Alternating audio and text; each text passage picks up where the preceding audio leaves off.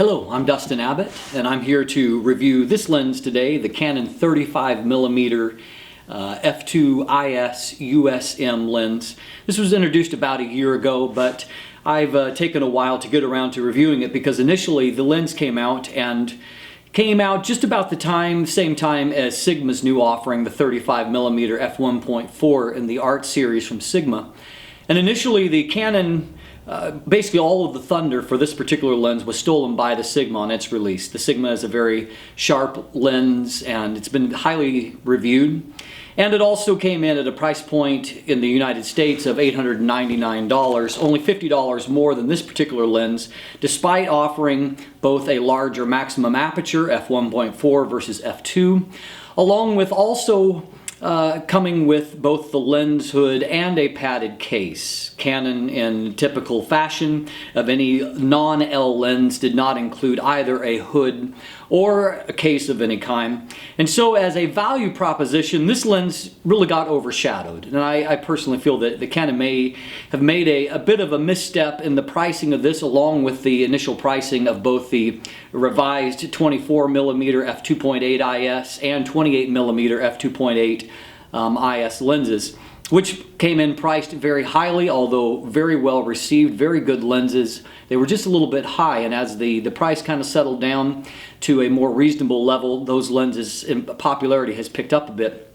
I suspect that the same will happen with this particular lens, but initially the reviewers that did review it, and there really haven't been a lot of reviews out on the internet yet of this particular lens, the reviewers universally thought that it was an outstanding lens and praised it in many ways, but that price was the sticking point for all of them. So I have the good fortune now of reviewing it when the price had dropped around the Christmas season of 2013. The price dropped to a sale price of around $549 and leveled at about $599, which at that price, this offers a much better value proposition. It becomes a whole lot more interesting lens at that point. And so if you want to get more details and comparison with the Sigma itself in terms of size and the reason why I elected to go with this lens personally over the Sigma, you can read more about in the full review, the written review that's at my website, dustinabbott.net, and there is a linkage below that you can refer to. One of the reasons why I chose to go with this is because I had for several years owned the lens that it replaced, a much older 35mm f2 lens. It had a lot of downsides to it. It had a very buzzy micro motor instead of a modern focusing system. It had only a 5-bladed aperture, and so stop down you would lose circular highlights. It had a tremendous amount of chromatic aberration, which was probably optically its biggest negative for me personally, because it had such a great deal of chromatic aberrations that it would be difficult even in post sometimes to fix. Very happy to announce that this new lens solves basically all of those problems. It has grown in size compared to the lens that it replaces. It moves up in both its filter size from I believe a 58mm to a 67mm thread size. It is both thicker, longer, heavier, all of those things. However, in comparison to the alternatives, be it the Sigma 35mm Art series or the Canon 35mm f1.4L, both of those lenses are significantly larger than this new lens. In fact, this Tamron 28-7 f2.8, this is a standard zoom lens, at its collapsed size here, it is actually closer in size to what the 35mm from Sigma or the L series lens would be. Those lenses are approximately a little bit shorter and weigh about 4 ounces less, but closer in size to this than what this lens is. Of course, this here 40mm, this is Canon's pancake lens. This is the smallest lens available for a full frame camera in the Canon system, and you can see that this is significantly larger, and the actual size of the lens it replaces would fall in between these two lenses, but obviously this is a much smaller lens overall than something by this comparison. The build quality is very nice on this new lens. The older lens had a build quality that was very similar to the the well-known nifty 50, the 50mm f1.8 lens, particularly the series 2 of it, which means that it was very plasticky feeling. Its focus ring was, frankly, it was a joke, and of course didn't offer full-time manual focusing.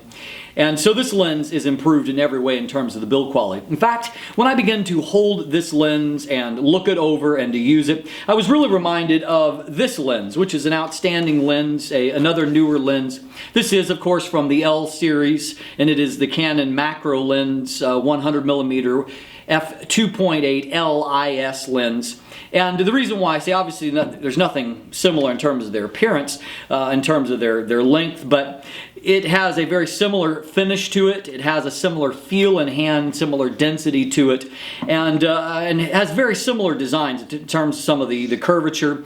And I find that the build quality is actually very high on this new lens. Well, two things that it's lacking really is that obviously it does not have the red ring. It's not part of the L series, and then also this lens has a rubber gasket around the metal bayonet mount to help to provide weather sealing. Canon claims no weather sealing on this new lens.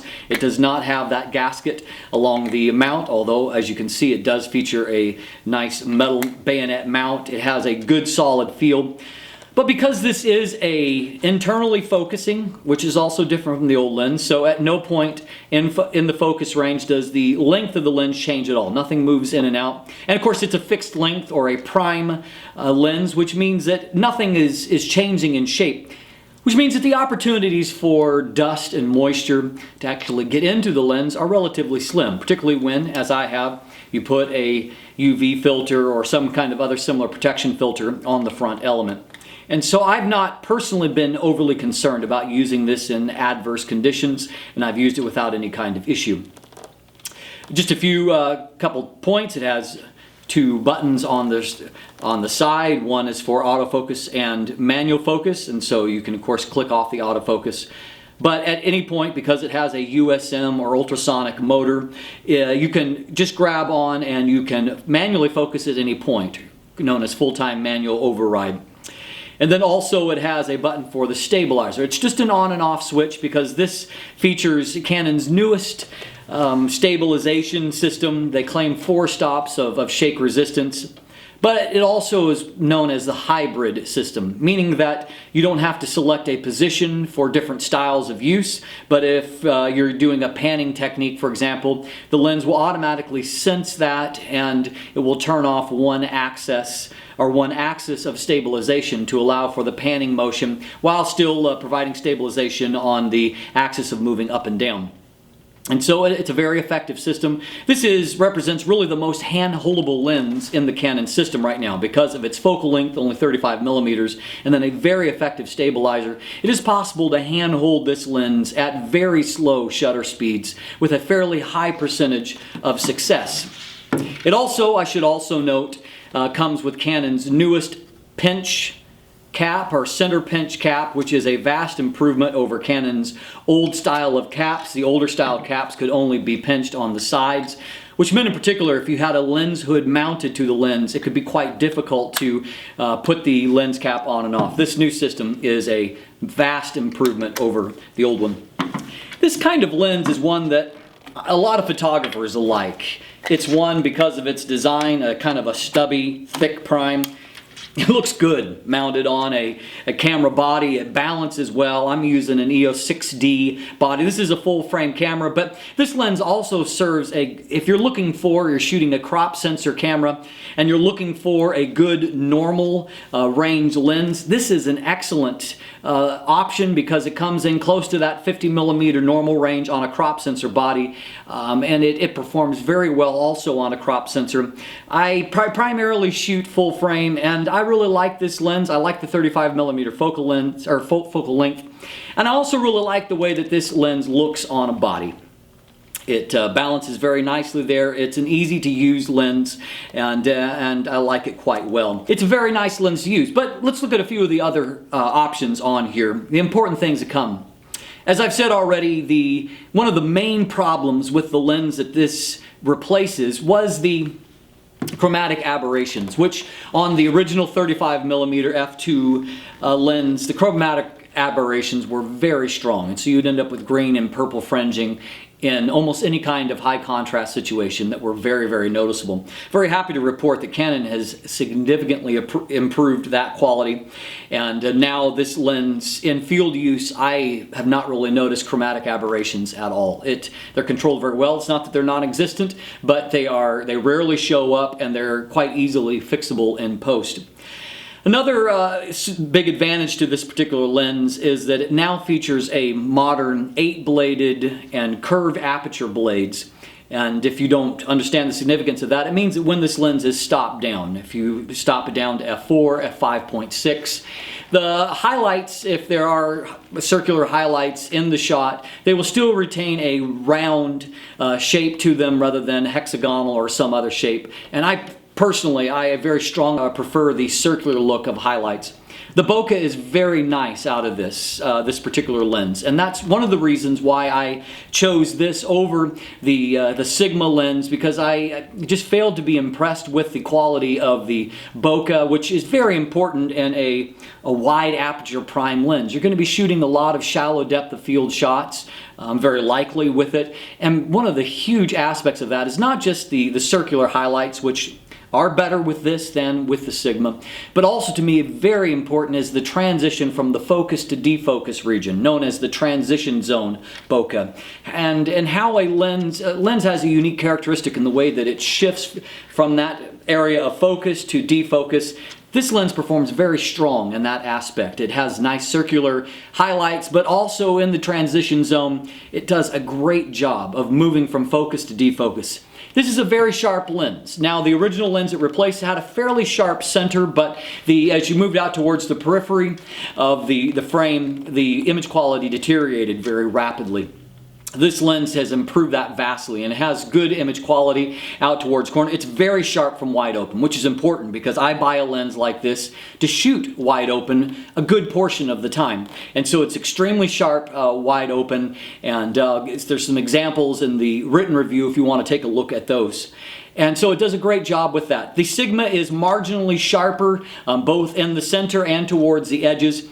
But in all fairness, at this stage, both of these lenses are so sharp that sharpness is not going to be an issue for you. And I've been very pleased with the image quality I get out of this. I feel that like this lens strikes a very nice balance between sharpness and then also the out of focus region. And to me, it is a better balanced lens than what the Sigma is, which is the primary reason why I went with this over the Sigma. Also of extreme importance to those of you that like to shoot video, the image stabilizer on this lens is highly effective for that. Its focusing is quiet, although not completely inaudible. I can hear the elements moving just a bit as it focuses. The most important thing about the focus for me for this particular lens is I find that focus accuracy is very high. And it is very rare for me to get any kind of shot where focus has been missed for some other fault than my own. And so that is a very, very important thing. It focuses quickly, it focuses accurately, and it focuses consistently. And so I have no problem recommending the image quality from this lens. This lens produces beautiful color, and the images just have a quality that I'm looking for. And I like to use a lens like this both in artistic type shots, for portraiture and event work. And I find that the look from this lens is a nice balance to some of my other good prime lenses like the 135mm f2L or the 100mm f2.8. It has a complementary look to those lenses. And so I have no hesitation in recommending this particular lens. And so, to review, the pros of this lens is that it is much lighter and more portable than the other options. It is a bright lens in the sense that its light transmission is right at f2. Just to give you a comparison, the older 35mm f2 lens that it replaces had a light transmission that was more around f2.3. And so while they're both technically an f2 lens, this lens lets in more light than what the other does. And so it helps to close the gap between that and some of the 1.4mm options, which the actual light transmission is anywhere from 1.5 all the way up to 1.8. And so when you talk about f1.8, the actual light transmission is not very dissimilar from this at f2 to an f1.8, and that's the Samyang 35mm f1.4 lens. And so it's a bright lens, it's sharp, it has great color rendition. It's easy to use, the image stabilizer is excellent on it, and now because of the price drop, I feel that it represents a very strong, fair value for the quality that it represents. This lens image quality is in many ways very comparable to the more expensive 35mm f1.4L lens. Other than having a little less than one stop, less light transmission, but it has nice soft bokeh rendering, actually even a little bit better than the 35mm f1.4L. And its color rendering, it just has some of that magic quality that you look for and the reason why you buy a nice prime lens. And so the downsides of it, you will find that, particularly if you're shooting video, it does have some shading in the corners, and in most field use it's not bad, but note that that is one of the few optical imperfections that we're talking about here. Now, if you're just shooting stills, and particularly even if you're shooting JPEGs, most cameras now will correct for that peripheral shading right in the camera. And also, if you're shooting RAW like I do, it is a piece of cake to fix in post. Furthermore, chromatic aberrations are very well controlled with the lens, and so that's a plus, and particularly compared to the older lens. And if you're looking for other negatives, it does not include a lens hood, so if you want a lens hood for it, that's an additional purchase. But overall, I have no problem recommending this lens. I think it's a great choice if you're looking for a 35mm prime for a full frame, or if you're looking for a normal lens on a crop sensor. This is a great choice, and it's a shame that this lens has become overlooked, because I think that it provides perhaps the best balance for a 35mm option in the Canon system. And so, if you would like a little more information and some other sample photos, take a look at the written review that's at dustinabbott.net, and the link will be below. Thanks for watching. Have a great day.